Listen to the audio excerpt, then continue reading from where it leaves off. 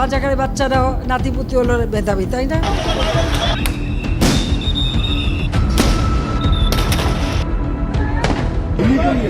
একটা আমার তো হয় একটা একটাই যায় স্যার, বাকি যায়।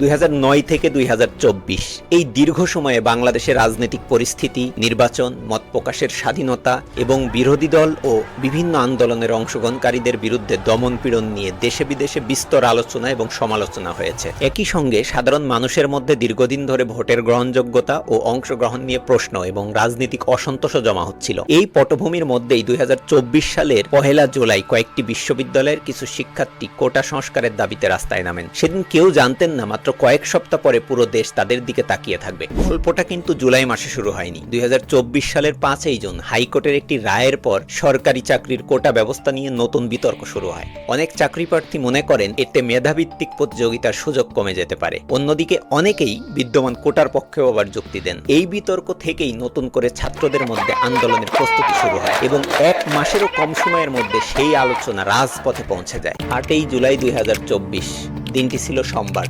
কিন্তু এই দিনটি ছিল এমন একটি দিন যেদিন আন্দোলনের চরিত্র বদলাতে শুরু করে। 7 জুলাইয়ের বাংলা ব্লকেট সারা দেশে আলোচনার জন্ম দিয়েছিল। সরকার বুঝতে শুরু করেছিল এটি আর শুধু কয়েকটি বিশ্ববিদ্যালয়ের প্রতিবাদ নয়। অন্যদিকে শিক্ষার্থীরাও বুঝতে পেরেছিলেন শুধু একদিনের কর্মসূচি দিয়ে তাদের দাবি আদায় করা সম্ভব হবে না। তাই এই দিন বৈষম্য বিরোধী ছাত্র আন্দোলনের ব্যানারে 65 সদস্যের কমিটি ঘোষণা করা হয়। আন্দোলন আরো বেগবান করতে বৈষম্য বিরোধী ছাত্র আন্দোলনে দেশের সব পাবলিক বিশ্ববিদ্যালয়ের শিক্ষার্থী প্রতিনিধি রাখা হয়েছে। 65 সদস্যের সমন্বয় কমিটিতে কলেজ ছাড়াও আছে বেসরকারি বিশ্ববিদ্যালয়ের প্রতিনিধিও। বিক্ষোভকারীরা বলছেন অবরোধে ঢাকা সহ দেশব্যাপী দুর্ভোগের জন্য সরকারই দায়ী। ন্যূনতম কোটা রেখে সরকারি চাকরির সকল গ্রেডে অযৌক্তিক কোটা বাতিলের দাবি করে শিক্ষার্থীরা। সকালে ঢাকা বিশ্ববিদ্যালয়ের টিএসসি, কেন্দ্রীয় লাইব্রেরি এলাকা এবং বিভিন্ন হল থেকে ছোট ছোট দলে শিক্ষার্থীরা বের হতে শুরু করে। মোবাইল ফোন, মেসেঞ্জার গ্রুপ এবং ফেসবুক পোস্টের মাধ্যমে একের পর এক বার্তা ছড়িয়ে পড়তে শুরু করে আজ আবার বাংলা ব্লকেট। একই সময়ে ঢাকা এবং ঢাকার বাইরে সকল পাবলিক বিশ্ববিদ্যালয় সহ দেশের বিভিন্ন শিক্ষা প্রতিষ্ঠানেও একই প্রস্তুতি চলছিল। দুপুর বাড়ার সঙ্গে সঙ্গে ঢাকার শাহবাগে মানুষের উপস্থিতি বাড়তে থাকে। শুধু ঢাকা বিশ্ববিদ্যালয়ের শিক্ষার্থী নয়, বিভিন্ন বেসরকারি বিশ্ববিদ্যালয়ের শিক্ষার্থীরাও এই দিন যোগ দিতে শুরু করে। কারো হাতে প্ল্যাকার্ড, কারো হাতে ব্যানার, কেউ লাইভ করছেন, কেউ ছবি তুলে সামাজিক যোগাযোগ মাধ্যমে ছড়িয়ে দিচ্ছেন। মনে হচ্ছিল পুরো আন্দোলনটি সেই দিন ডিজিটাল এবং বাস্তব এই দুই জায়গাতেই একসঙ্গে এগিয়ে চলছে।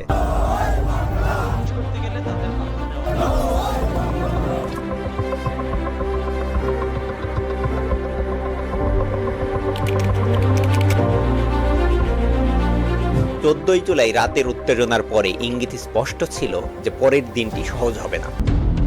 মুক্তিযোদ্ধার সন্তান নাতিপুতিরা কেউ মেধাবী না, যত রাজাকারের বাচ্চারা নাতিপুতি হলো মেধাবী, তাই না? ছাত্রলীগ তার জবাব তারাই।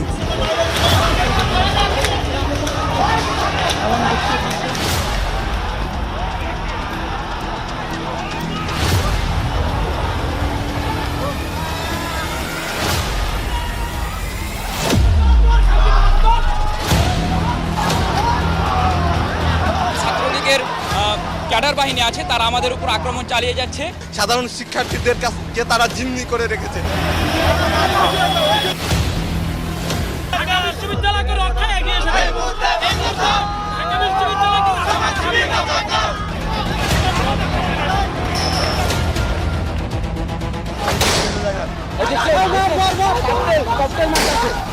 আজকের যে হামলা, সে হামলা এবং প্রধানমন্ত্রীর বক্তব্যের প্রত্যাহার এবং আমাদের যে এক দফা দাবি কোটা সংস্কার, তার দাবিতে আগামীকাল বিকাল 3টায় সারা দেশের সকল ক্যাম্পাসে বিক্ষোভ মিছিল এবং সমাবেশ অনুষ্ঠিত হবে।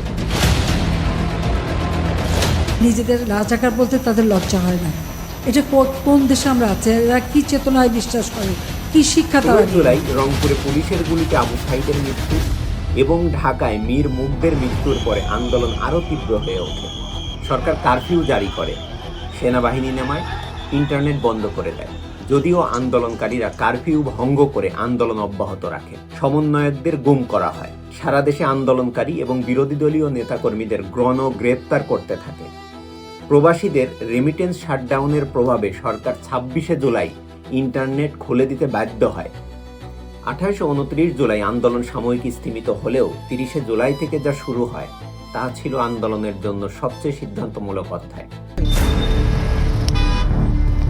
জামাত শিবির গোষ্ঠীর অপশক্তির রাজনীতি নিষিদ্ধ করা। আগামীকাল দেশব্যাপী শোক পালন করা হবে। 30শে জুলাই 2024 সরকার এই দিনটিকে জাতীয় শোক দিবস হিসেবে ঘোষণা করে আন্দোলনে নিহতদের স্মরণে। কিন্তু আন্দোলনকারীরা এই সরকারি শোক পালনের সিদ্ধান্তকে প্রত্যাখ্যান করেন। তাদের অভিযোগ ছিল যে সরকার নিজেই এই মৃত্যুর জন্য দায়ী। তারা শোক পালনের নামে বিষয়টিকে ধামাচাপা দেওয়ার চেষ্টা করছেন। এর বদলে আন্দোলনকারীরা এক ভিন্ন কর্মসূচি নেন। চোখে মুখে লাল কাপড় বেঁধে ছবি তুলে সামাজিক যোগাযোগ মাধ্যমে প্রকাশ করা। লাল কাপড় ছিল রক্তের প্রতীক, প্রতিবাদের প্রতীক। সারা দেশ থেকে হাজারো মানুষ, ছাত্র, অভিভাবক, সাধারণ মানুষ এই কর্মসূচিতে অংশ নেন এবং সামাজিক মাধ্যমে ছেয়ে যায় লাল কাপড় বাঁধা মুখের ছবিতে। এমনকি সবাই সবার প্রোফাইল পিকচারও লাল করেন। এটি ছিল আন্দোলনের এক নতুন ধরনের প্রতিরোধ ভাষা, নীরব কিন্তু শক্তিশালী।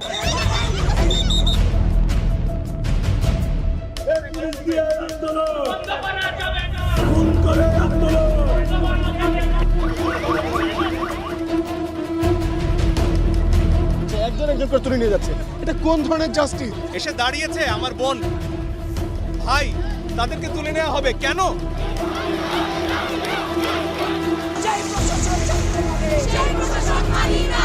তারা এই হত্যাকাণ্ডের বিচার করবেন না, কারণ তারা নিজেরাই হত্যাকারী। যতদিন পর্যন্ত না এই ন্যায্য আন্দোলন বাস্তবায়ন হবে, রাস্তার পাশে অভিভাবক হিসাবে আমাদের পাবে।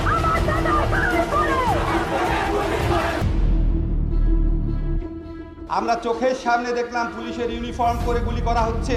এদের বাবা-মা খুব যেমন কাচ্ছে, আমাদের শিক্ষকদের অবস্থাও তাই। প্রতিনিয়ত আমার মানবাধিকার লঙ্ঘন হচ্ছে। আমাদের মোবাইল দেখবে কিনা সেই ভয়ে আতঙ্কিত হয়ে আছি। প্রতিটি ফোঁটা রক্তের হিসাব নিতে হবে। দেশটাকে যে কারাগার বানানো হচ্ছে, এটার অবসান ঘটাতে হবে। এবার যদি আমরা বিচার না পাই, তাহলে বাংলাদেশ থেকে বিচার শব্দটা হয়তো একদম উঠে যেতে হবে।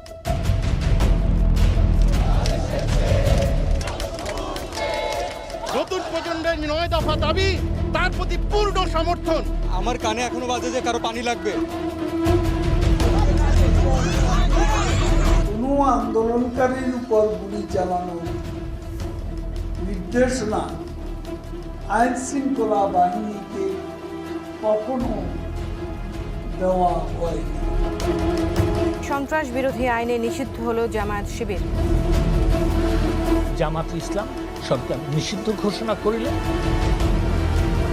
জাতিসংঘকে আমি আবেদন করেছি যে তারা তাদের বিশেষজ্ঞ পাঠান, কারণ আমি চাই এই ঘটনাগুলি সুষ্ঠু তদন্ত, সে যেই দায়ী থাকে তার বিরুদ্ধে ব্যবস্থা নিতে হবে।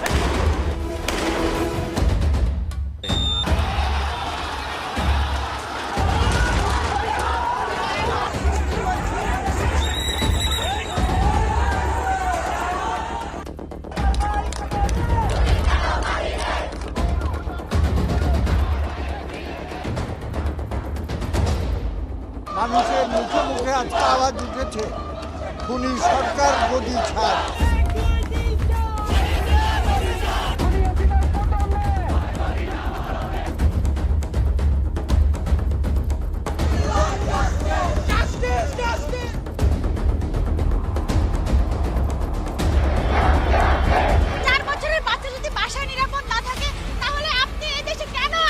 শিক্ষার্থীদের বুকে যে বারুদ জ্বলছে, যে আগুন রয়েছে, সেটা লোক থেকে লোকান্তরে বাংলাদেশের আজকে ছড়িয়ে গেছে। 3রা আগস্ট 2024 দিনটি ছিল শনিবার। এই দিনটিকে বলা যায় আন্দোলনের ঘোষণাপত্রের দিন। যে আন্দোলনের দফা ছিল 9টি, কিন্তু সেই দফা এখন এক দফায় পরিণত হয়। কোটা সংস্কার থেকে শুরু হওয়া দাবি এই দিন আনুষ্ঠানিকভাবে রূপ নেয় একটাই দাবিতে, সরকারের পদত্যাগ। তারুণ্য সিদ্ধান্ত নেবে কেমন হবে আমাদের পরের বাংলাদেশ। তেসরা আগস্ট বিকেলে ঢাকার কেন্দ্রীয় শহীদ মিনারে জড়ো হন হাজার হাজার মানুষ, ছাত্র, শিক্ষক, অভিভাবক এবং সাধারণ নাগরিক। এই জমায়েত ছিল আন্দোলনের ইতিহাসে অন্যতম বৃহৎ এক সমাবেশ। মঞ্চে ওঠেন সমন্বয়ক নাহিদ ইসলাম। তিনি ঘোষণা দেন তৎকালীন প্রধানমন্ত্রী শেখ হাসিনা এবং তার মন্ত্রিসভাকে পদত্যাগ করতে হবে। এই মুহূর্ত থেকে এই আন্দোলন আনুষ্ঠানিকভাবে এক দফা আন্দোলনের রূপ নেয়। নাহিদ ইসলাম এই ঘোষণায় সরকারের আলোচনার আহ্বান স্পষ্টভাবে প্রত্যাখ্যান করেন। মঞ্চ থেকে সর্বাত্মক অসহযোগ আন্দোলনের ডাক দেওয়া হয়। ট্যাক্স না দেওয়া, অফিস আদালত কলকারখানায় না যাওয়া সহ ব্যাপক নাগরিক অসহযোগ কর্মসূচি। আরেক সমন্বয়ক আসিফ মাহমুদ সজীব ভুঁইয়া এই অসহযোগ কর্মসূচি বাস্তবায়নের বিস্তারিত দিক নির্দেশনা দেন।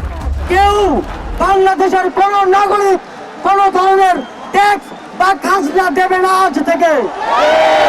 বিদ্যুৎ বিল, পানির বিল, কোন ধরনের ইউটিলিটি বিল আর পরিশোধ করা হবে না। সকল ধরনের সরকারি বেসরকারি প্রতিষ্ঠান, অফিস, কলকারখানা, আদালত বন্ধ থাকবে। আপনারা কেউ অফিসে যাবেন না, তবে মাস শেষে বেতন নিতে যাবেন। শিক্ষা প্রতিষ্ঠান সমূহের সকল কার্যক্রম অনির্দিষ্টকালের জন্য বন্ধ থাকবে। প্রবাসীরা ব্যাংকিং চ্যানেলে কোনো প্রকার রেমিটেন্স পাঠাবেন না। সকল ধরনের সরকারি সভা সমাবেশ আয়োজন বর্জন করবেন। বন্দরের কর্মীরা কাজে যোগ দেবেন না।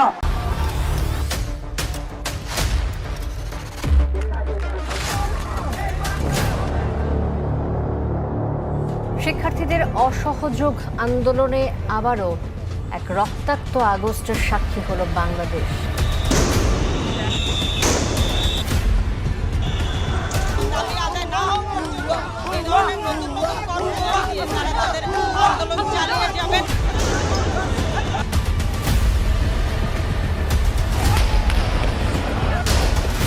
আগামীকাল 5ই আগস্ট সারা দেশের মুক্তিকামী জনতাকে ঢাকার উদ্দেশ্যে রওনা হওয়ার জন্য আমরা আহ্বান জানাচ্ছি।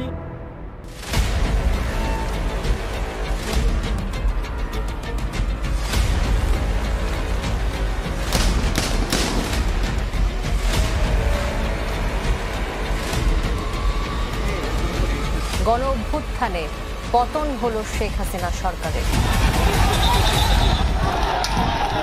এই মুহূর্তে সেনা সদস্যরা রাস্তা ছেড়ে দেবার ফলে ছাত্ররা এখানে এক ধরনের উৎসব কিংবা উৎসব মিছিল করছে।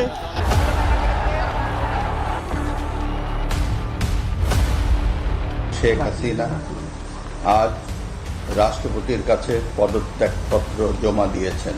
এখন একটা ইন্টারিম গভর্নমেন্ট ফর্ম করে আমাদের কার্যক্রম পরিচালনা করতে হবে।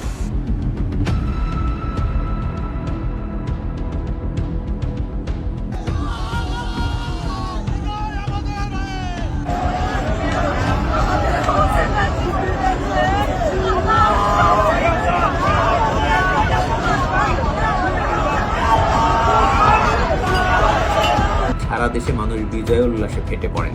ঢাকার রাজপথ, গণভবনের সামনে এবং সংসদ ভবন এলাকায় হাজারো মানুষ আনন্দ মিছিল করেন। এই মুহূর্তটি বাংলাদেশের ইতিহাসে চিরস্মরণীয় হয়ে থাকবে। তবে এই বিজয়ের দিনেও সহিংসতা থামেনি। সেই দিন সকালে চাঙ্কারপুলে 6 জনকে হত্যা করা হয়, যার মধ্যে ছিল আমাদের সকলের প্রিয় শহীদ আনাস। এমনকি সেই দিন যাত্রাবাড়িতে গণহত্যা চালানো হয়। এই দিন আশুলিয়ায় আন্দোলনে অংশ নেয় অন্তত 46 জনকে গুলি করে হত্যা করা হয়, যাদের মধ্যে ছিলেন মানারাত ইউনিভার্সিটির 3য় বর্ষের ছাত্র হানাফ আবির আশরাফুল্লাহ। পরবর্তীতে অভিযোগ উঠে আশুলিয়া থানার কয়েকজন উপপরিদর্শক নিহতদের লাশ পুড়িয়ে ফেলার চেষ্টা করেন।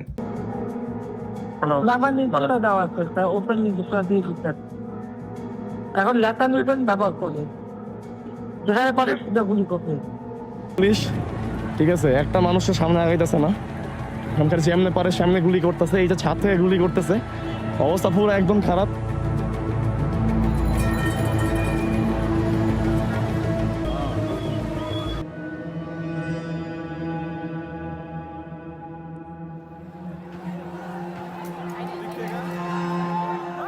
এটা হচ্ছে যাত্রাবাড়ি হাইওয়ে, পুলিশ ইচ্ছা মতো গুলি করতেছে, যে দেখতে পাচ্ছেন এই যে স্নাইপারের আওয়াজ, ঠিক আছে।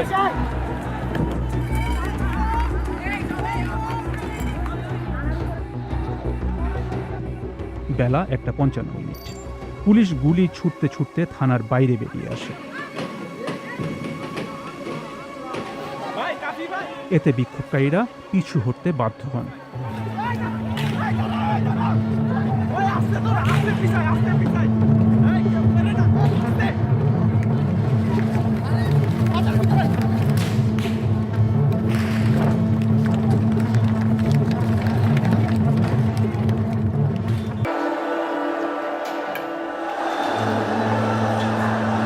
বেলা 2:43 পুলিশ আবারও গুলি শুরু করে।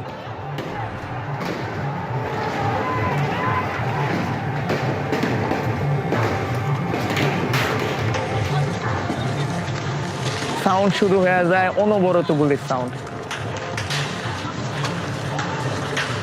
পুরো ধরা গুলি করতেছে, মানে গুলি যে কিভাবে করছে বলার বাহিরে। গুলি ঘরে আইসা পড়ে, সবাই লুকায়া বসেছিলাম।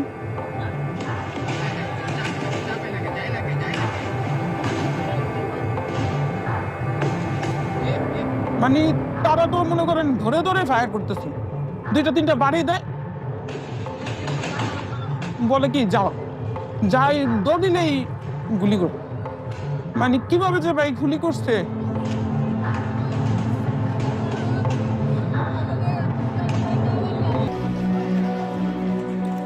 আধা ঘন্টারও বেশি সময় ধরে পুলিশকে একাধারে গুলি চালিয়ে যেতে দেখা যায়।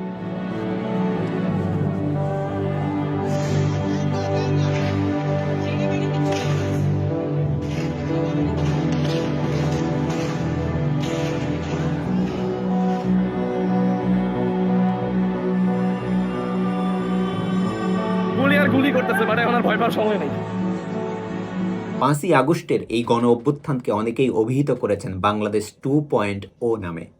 লাল কাপড়ের নীরব প্রতিবাদ থেকে শুরু করে শহীদ মিনারের এক দফা ঘোষণা, রক্তক্ষয়ী রবিবার পেরিয়ে অবশেষে 5ই আগস্টের বিজয়। প্রতিটি দিনই ছিল ভিন্ন ভিন্ন পরীক্ষা, ভিন্ন এক মূল্য চোকানোর গল্প। কিন্তু এই বিজয়ের পেছনে যে হাজারো প্রাণের বিনিময় হয়েছে, আবু সাইদ, মুগ্ধ, আনাস, ওয়াসিম, আসহাবুল ইয়ামিন থেকে শুরু করে আশুলিয়ার নাম না জানা অসংখ্য মানুষ, তাদের আত্মত্যাগের কথা মনে রাখাই আমাদের দায়িত্ব। বাংলাদেশ 2.0 গড়ে ওঠার পথ যত এগোবে, ততই এই স্মৃতি হয়ে থাকা উচিত আমাদের জন্য যাদের জন্য পেলাম আবার নতুন বাংলাদেশ, যাদের জন্য পেলাম আবার নতুন বাংলাদেশ, যাদের জন্য পেলাম আবার নতুন বাংলাদেশ।